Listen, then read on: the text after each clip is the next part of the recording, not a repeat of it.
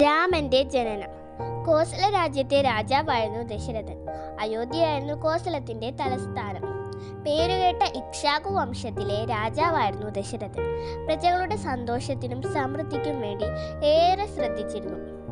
അദ്ദേഹത്തെ എല്ലാവരും ഇഷ്ടപ്പെട്ടു. സന്തോഷിക്കാൻ എല്ലാം ഉണ്ടായിട്ടും ദശരഥൻ ദുഃഖിതനായിരുന്നു. കാരണം അദ്ദേഹത്തിന് കുട്ടികളുണ്ടായിരുന്നില്ല.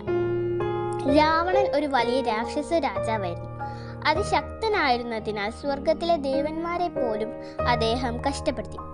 ബ്രഹ്മാവിന്റെ നേതൃത്വത്തിൽ ദേവന്മാരെല്ലാവരും കൂടി മഹാവിഷ്ണുവിനെ സമീപിച്ചു. ബ്രഹ്മാവ് പറഞ്ഞു, ഭഗവാനെ, രാവണനെ വധിച്ച് ഞങ്ങളെ രക്ഷിക്കാൻ കനിവുണ്ടാകണം. വിഷ്ണു ഭഗവാൻ പുഞ്ചിരിച്ചുകൊണ്ട് പറഞ്ഞു, വിഷമിക്കേണ്ട, ദശരഥന്റെ പുത്രനായി ജന്മമെടുത്ത് ഞാൻ രാവണനെ വധിക്കുന്നുണ്ട്. കുട്ടികളുണ്ടാവാൻ വേണ്ടി ദശരഥൻ ഋഷ്യശൃംഗൻ എന്ന മുനിയുടെ സഹായത്തോടു കൂടി ഒരു വലിയ യാഗം നടത്തി. ഋഷ്യശൃംഗൻ നേതൃത്വത്തിൽ മുനിമാർ വേദമന്ത്രങ്ങൾ ചൊല്ലിയപ്പോൾ രാജാവ് യാഗാഗ്നിയിലേക്കു നെയ്യ് പകർന്നു. യാഗം കഴിയാറായപ്പോൾ ആ തീയിൽ നിന്ന് ഒരു ദിവ്യരൂപം ഉയർന്നു വന്നു.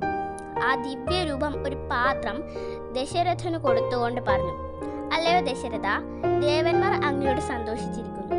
അവർ തന്നയച്ചതാണ് സ്വർഗീയമായ ഈ പായസം. ഇത് അങ്ങയുടെ ഭാര്യമാർക്ക് കൊടുത്താൽ അങ്ങയുടെ ആഗ്രഹം നിറവേറും. രാജാവ് ആ പായസം സന്തോഷത്തോടെ സ്വീകരിച്ചിട്ട് തന്റെ 3 ഭാര്യമാർക്കും പങ്കുവെച്ചു കൊടുത്തു. കുറച്ചു കാലം കഴിഞ്ഞപ്പോൾ അദ്ദേഹത്തിന് ദേവന്മാരെ പോലെയുള്ള 4 പുത്രന്മാരുണ്ട്. രാമനായിരുന്നു അവരിൽ മൂത്തവൻ. ദശരഥന്റെ ആദ്യ ഭാര്യയായ കൗസല്യയുടെ മകനായിരുന്നു രാമൻ. അദ്ദേഹം മഹാവിഷ്ണുവിന്റെ അവതാരമായിരുന്നു. രണ്ടാമത്തെ ഭാര്യയായ കൈകേയിയുടെ മകനായ ഭരതനും 3ാമത്തെ ഭാര്യയായ സുമിത്രയുടെ ഇരട്ട കുട്ടികളായ ലക്ഷ്മണനും ശത്രുഘ്നനും ആയിരുന്നു മറ്റു 3 പേർ. ശ്രീരാമന്റെ ജനന ദിവസം രാമനവമി എന്ന പേരിൽ നാം ആഘോഷിക്കുന്നു.